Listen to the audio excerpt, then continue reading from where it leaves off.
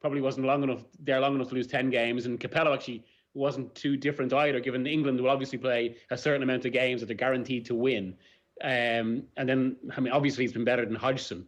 So it's a little bit of a misleading stat, I think. But I suppose the big question with England is, I mean, more broadly, England are one of about 4 wealthy Western European countries, along with Germany, France, Spain.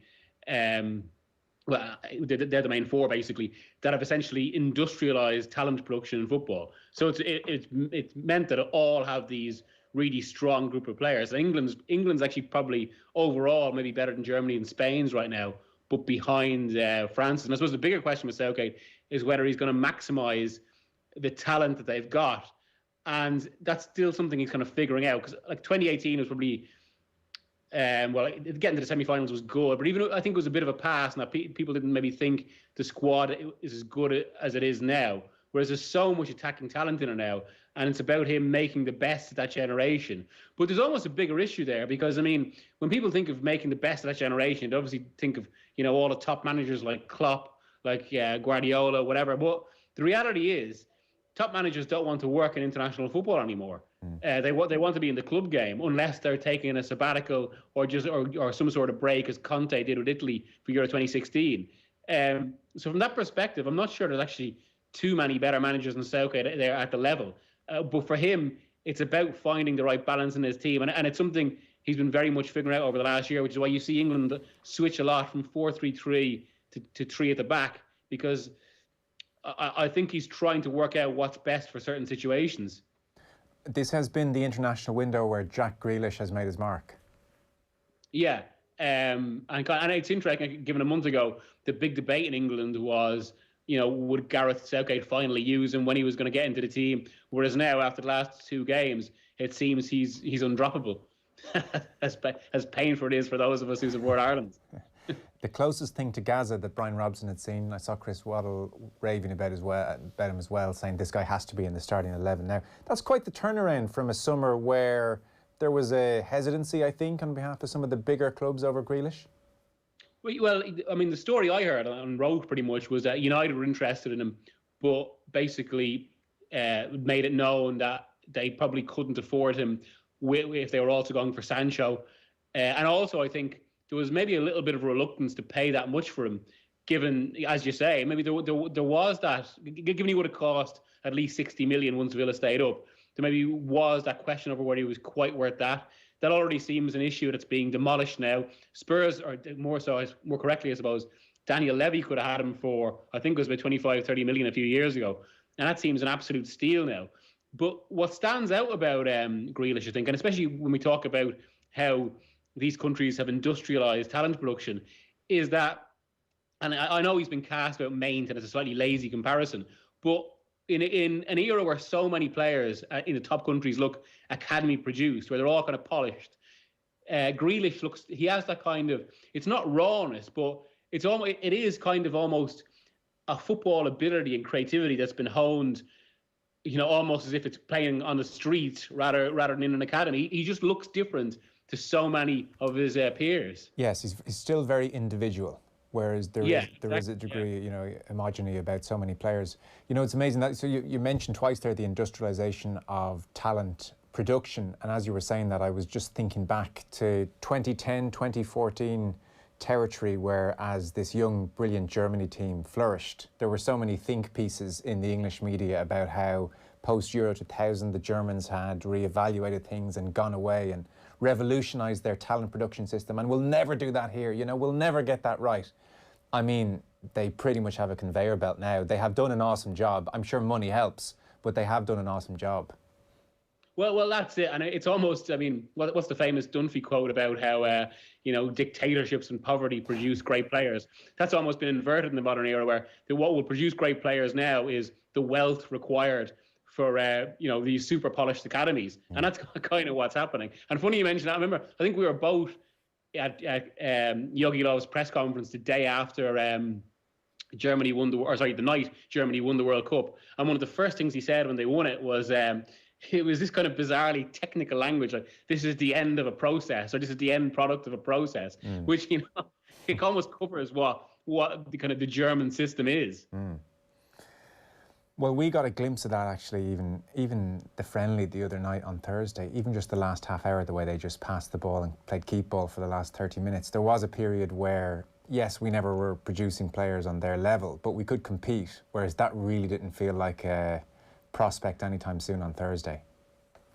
Yeah, and I mean, I've been at all England's games the last month, bar Belgium, because we couldn't quarantine and that. Yeah. And it was interesting. I mean, even the sense going into the game, I got a similar sense for Ireland than I did with Wales a month before. Whereas, in previous fixtures, just the gap would have been lesser. And you would have thought, I mean, even if it was a friendly, just the nature of the kind of the relationship with the countries and that, Wales and Ireland put it up to England in that way.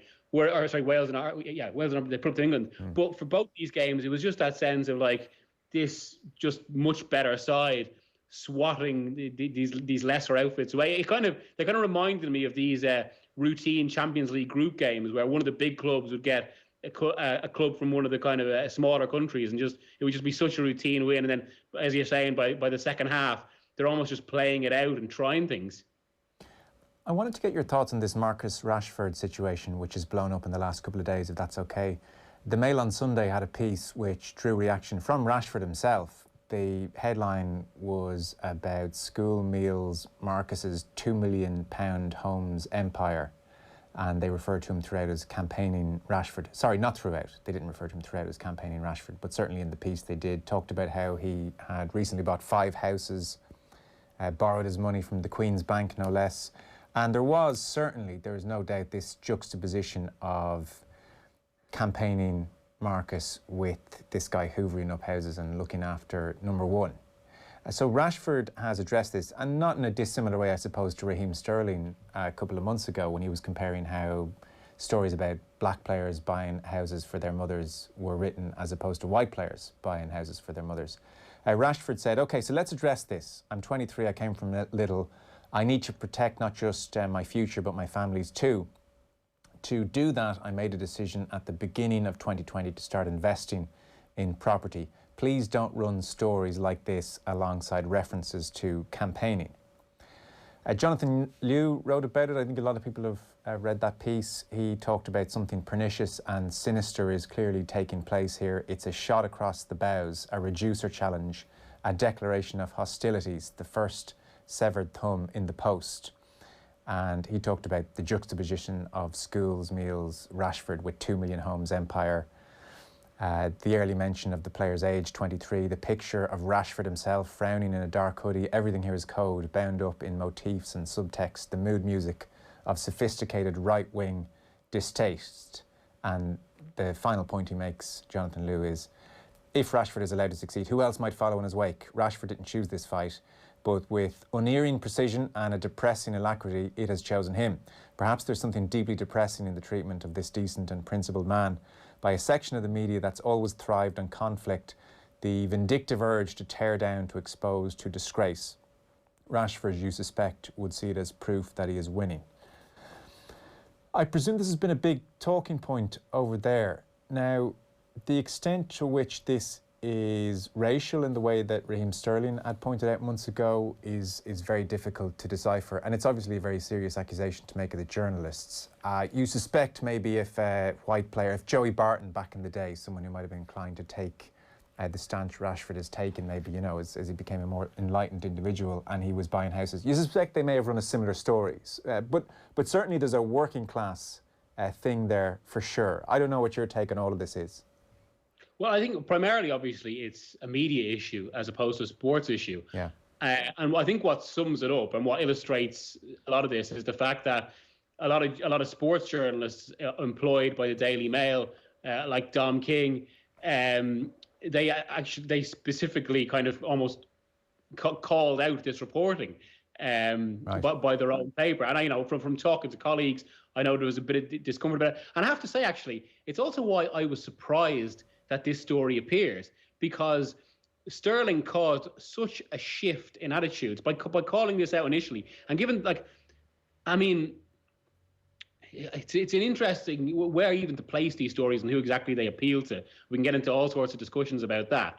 But once Sterling called it out and some of these stories started appearing after that, there was such a backlash against him that, it looked like I mean, without putting a finer point on it, I mean, the more right-wing papers in England had had stopped engaging in this sort of writing. And I was talking to a colleague who works for one of these papers. He doesn't work in sport, and he was basically saying to me, like, obviously privately, to quote him, we pretty much have a blanket policy of no negative personal stories in young black players now, just precisely because Sterling has been so successful in calling that out. So that's why I was hugely surprised to see it. But I suppose it shows there's still work to be done in that regard. I mean, and if you want to put it a bit wider, I mean, everyone, I suppose, would guess at the Daily Mail's political stance. But I mean, I think as Johnny pointed out in that piece, maybe this is probably some of the inevitable conservative attached backlash to Rashford pretty much embarrassing this government. Yeah. It was interesting he responded to it in the way that Sterling did as well. That's now the new development in all this, clearly, is that these individual players have massive platforms, probably bigger than the Daily Mail's, in which they can give a response, highlight it. The surprise is it followed after the Sterling. I totally agree with that. I thought the Sterling highlighting of this would have just made it untenable to publish these kind of stories, because there was never much subtlety to them, but there's no subtlety now. It's barefaced in light of how high profile Sterling made the whole thing. So, I mean, you suspect whoever was rubber stamping that at the weekend must have known there's going to be a backlash to this and said, it'll be fine anyway, let's stick it through. But even from that regard, it's quite interesting, I thought, because, I'm not sure if it was changed, but the headline I saw, it was as if it tried to have it both ways, tried to point out that he's bought these houses, but then it also had some words like campaigning hero. Okay. Which I thought was interesting in itself, but like they haven't been allowed to have it both ways, obviously, because of the fact that Rashford is called out. But it's interesting. I've been told that the Sun, from speaking to people close to Rashford, I've been told that the Sun has taken their approach to this has been one of complete support for Rashford, which I think is interesting, given that they were one of the papers that had been called out around the Sterling business, and in fact had an editorial about Sterling, which referred to his friends at the media.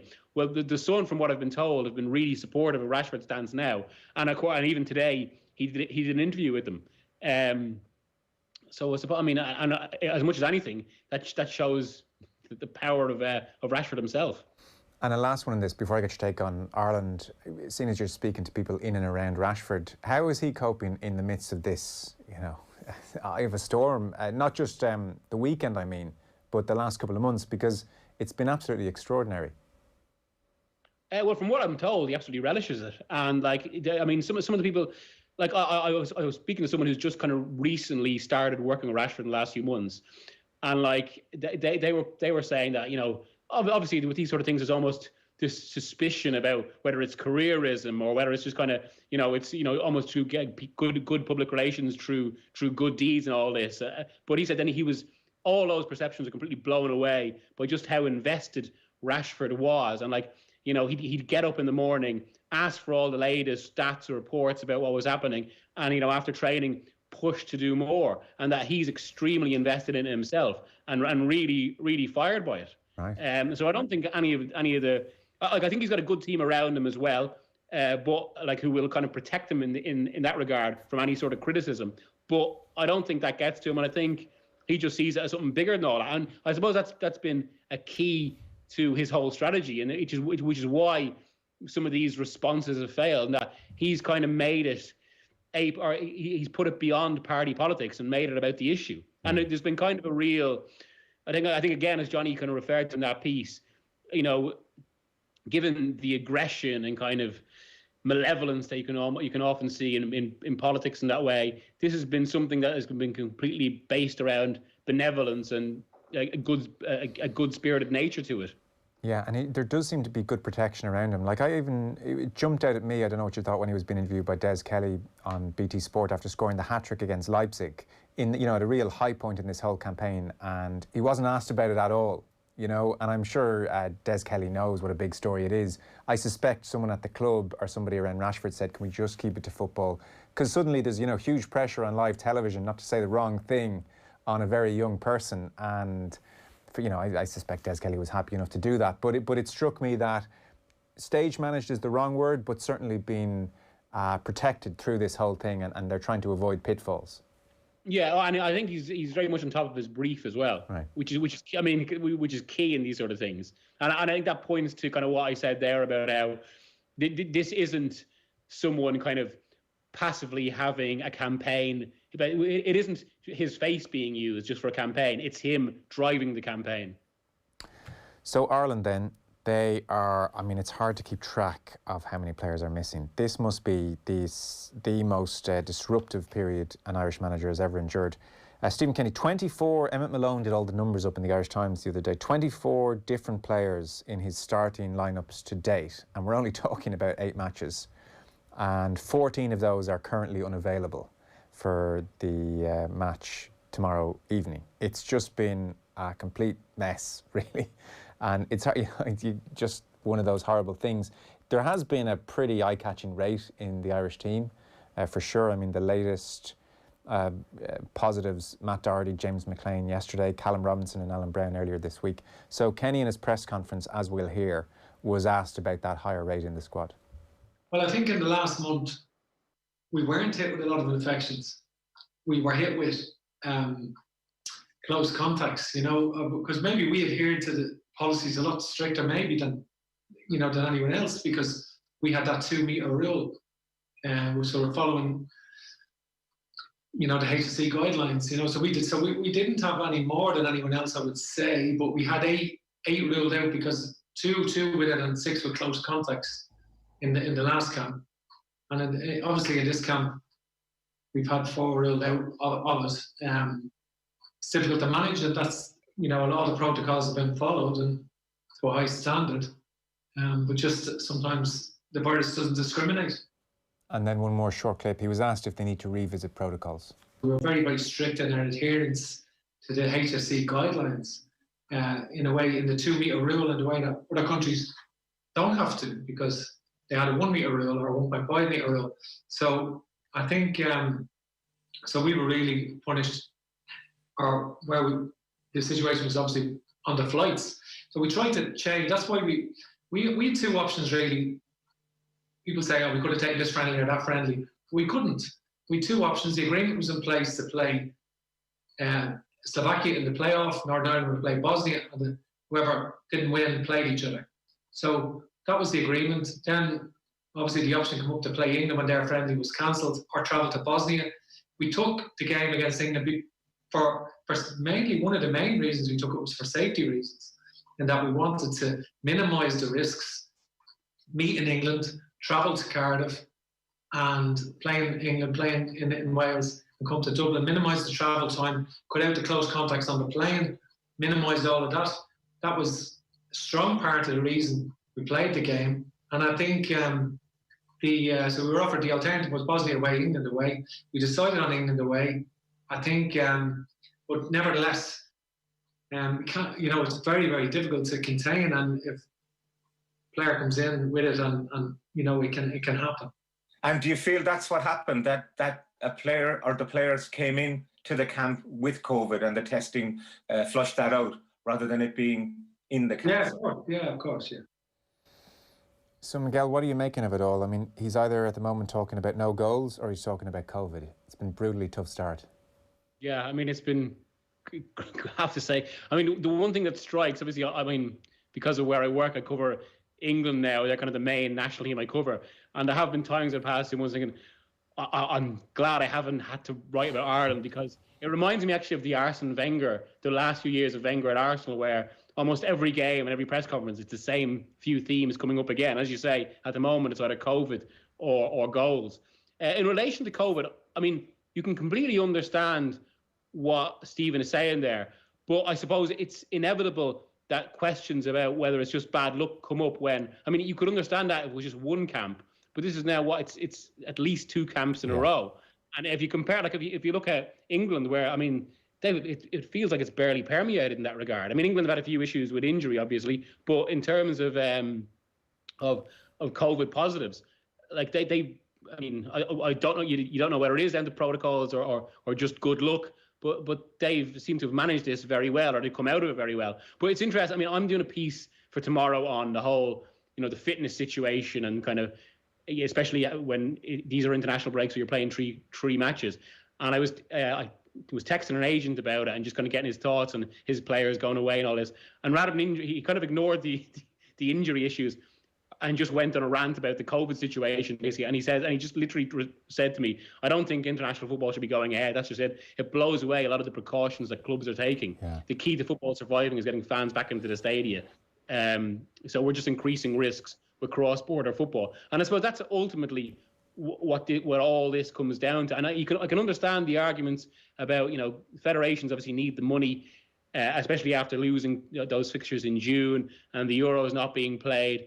But it just seems, especially to have 3 games in both breaks, it just seems such unnecessary a push that's just increasing these risks and leading to these farcical situations. I mean, our Ireland situation is bad enough, giving young players out, but there's that story today in Switzerland and Ukraine as well, where Switzerland has put the entire Ukraine camp, their players and staff, into quarantine, meaning the game can't take place. So it has to be referred to UEFA's ethics committee. That's almost kind of the ultimate, the inevitable farcical conclusion of this situation, which is, playing a load of ultimately unnecessary semi-competitive games to fulfill broadcasting contracts. Yeah, even Alan Kelly, the goalkeeping coach, now not travelling over, he's looked at the situation, he's asthmatic, and he has obviously realised this is too risky for me, and you can understand that.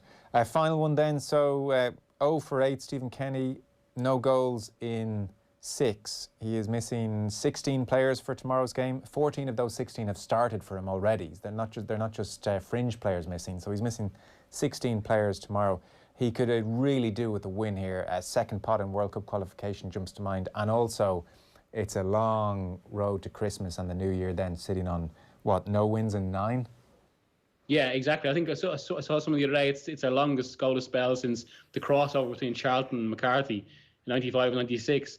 And although there's another side to this as well that someone put to me yesterday, in that if we're relegated to the third tier of the Nations League, it will actually make it easier to qualify for Euro 2024, as we've seen like with Scotland and the likes of North Macedonia and that. But given Kenny's luck at the moment, that's probably the game that we will score, we will win, and then avoid that relegation. That actually makes it easier. But obviously, of course, there is the more immediate issue of World Cup qualification and the seeding there. Well, we'll see how they go tomorrow. Miguel Delaney from the London Independent, thanks so much appreciated. No problem. Cheers, Joe.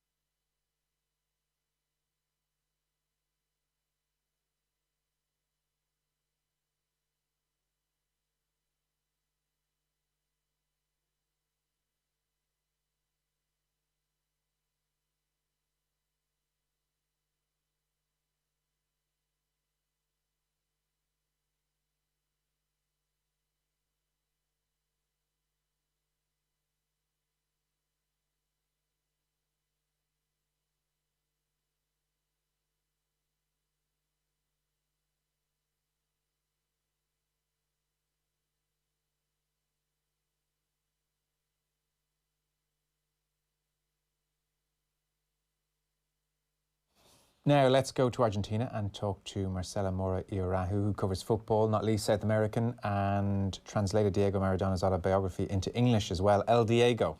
Marcela, great to have you with us. Thank you. It's always a pleasure. El Diego, is that 20 years old now? Are we talking that long? Oh, not quite. I think it was 2004, so maybe 15 years ago, 16. Too long.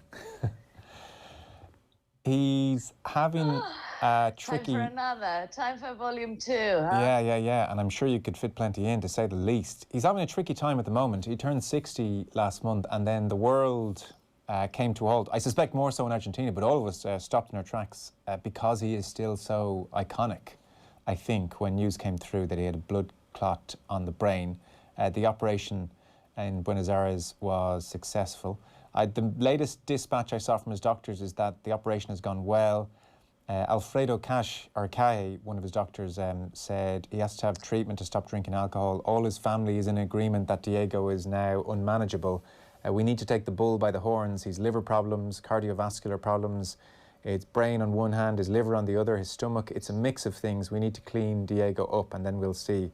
He is a complicated patient. I'm not sure if any of that was lost in translation, but he does sound like a complicated patient. I think so. I mean, it's interesting. I did a piece about 15 years ago, maybe 14, when Diego had nearly died and came back to life miraculously and was hosting a TV show. And I came over and interviewed everybody who knew him. And Dr. Kai spoke to me, and what you just quoted could have been, word perfect quote from 15 years ago. They were worried Diego's excess. It's not even a particular substance abuse. It's the addictive personality. He had in the past been admitted into hospital with, close to cardiac arrest because his consumption of pizza and champagne was off the scale. He's a man of extremes. And I think he's also a man who's proven over and over again that if anyone can fall really quite low and bounce back and return on his feet, it's him. But as you say, his 60th birthday, it's such a kind of, some of us are closer to that number than others, but it's such a kind of iconic round number. We never thought we would celebrate Maradona's 60th birthday. He's kind of dribbled death before so many times. And it was interesting because here in Buenos Aires, it went largely unmarked as a kind of media or circus event. And like other birthdays of his, he's managing a football club. People said, oh no, he's not celebrating. He's not going to do anything. He had a little homage at his club, Gimnasia y Esgrima de la Plata, in the afternoon, and he looked really very unwell, and he was kind of paraded holding on to, so he couldn't walk alone. And one of the commentators on TV said he's being walked. It's almost like a zoological exhibition. He's being paraded like an animal from the zoo. But apparently one of his daughters had said, he doesn't look that well to me. I don't think you should go. But there was no kind of massive party or excess trigger to this latest hospitalization. And the surgery went well. I think it's not a particularly serious surgery he had, but clearly he's not psychologically or neurologically well. And at one point last week, as the kind of circus of media cameras and journalists, surrounding the hospital was going on, and the medics coming out and giving press statements relentlessly, it emerged that he was tied to the bed, which for me, that was a kind of, whoa, he's really not well, and we should perhaps just let the guy recover, calmly, because one of the things that happens in the recurring hospitalizations he has, which could be psychiatric or clinical, or surgery through his own joints, voluntary surgery to staple his stomach. I mean, he's done a lot of things which have seen him under medical care. But one of the recurring things we have is this kind of relentless interest, particularly worldwide press. I think there's an expectation that when he dies, it'll be such a huge story. We'll want to be ready for it. And I think he may not be at death's door just yet, but he's certainly now very much a middle-aged man who needs to tone it down, you know, slow down, change of gear by several factors. And he's not well. He's not a well man. Mm. Has there ever been a period in his adult life where he's lived in moderation for any decent stretch of time? I doubt it. No, I don't think he does moderation. I mean, I think he's amazingly extreme for good and for bad. So he's been really unwell. It looks like it's over. You know, his personal life is turmoil. Everything he does is in full view of the TV cameras, and it's for show, and it's recorded and broadcast. And then he might pick up and take on a job, or like, well, perhaps most notably was when he became the manager of Argentina in 2009. And before that, he had been a chaotic person. He looked really rough, like the roughest he'd looked to date, unshaven and drooling, hardly comprehensible when he spoke. And suddenly he had this job as the manager of Argentina. Now, half the world thought this was insane. And I think the other half also thought it was insane, but maybe also funny or interesting. But he managed to play the part. So I think he has had periods where he can do what's required of him. And 2010 was one such time where he was fine in South Africa. And in fact, you know, even the New York Times wrote an apology to him for doubting his ability. And he was a little bit the darling of world football. And he's done it, you know, he's done it since. He's had shows with Venezuelan TV where he's better than, you know, not awful. He's actually incredibly piercing and clever, and his football commentary is always spot on. And he doesn't say things that are crazy. But I don't think he's ever just been a regular guy who sits at home and says, I'm going to take it easy for a bit and read some books. I've never got very close to him. The closest was in a stadium in Brazil at the World Cup in 2014. Argentina against Iran, a very dull but well-organised Carlos Queiroz Iran, and Messi ultimately scored the winner. And the most interesting thing about the game was Maradona in the stand, controlling the entire stadium. You know, I was watching him as much as the match, and when he stood up and gestured, the songs happened. He sat back down for a rest, but it was extraordinary to see. So I suspect it answers the question I'm going to ask, but his place in Argentinian life, you know, at a certain point in anyone's fame, the mania is so great that, you know, them walking to the shops for milk is a story and everybody's interested. And then, you know, over the passage of time, more young people come along. They haven't seen Maradona play. Instead of that being the top news line, it's, you know, 4th, 5th, 6th. Is there any, aside from when he's on death's door, which is going to be an enormous story, is there any sense of fatigue over Maradona and his travails in Argentina generally, or is he always still box office, Maradona is top news, always, always, always? I think it's a really interesting point you make, because I think he has an impact which is otherworldly. If he walks into a place, into a room, into a restaurant, and I've seen that happen more abroad than I have in Argentina, which is not to say that Argentina as a nation isn't quite obsessed with him and has a sense that somehow our national identity and everything that matters to us about football and how important it is in a, you know, as in a kind of collective psychological way, he is iconic. But I think also Argentinians are more divided over him. So some people really don't like him in a way that perhaps around the world there's more neutrality. Some people just admire him as a celebrity, but they don't feel strongly one way or another. The caveat of the English and the second goal, of course, but, you know, generally, I think. And the other thing is he's kind of become more human than legendary, just through sheer persistence, I think, and through time. So in a way, it was interesting on his 60th birthday that out in a bar, someone made a comment that Maradona was 60, and someone laughed in the kind of the waiter, and someone said, "Where's the party?" And it just felt like he's somehow been incorporated as another guy. And I mean, of course, you know, the hospitalization was massive news, and anything he does tends to be big news.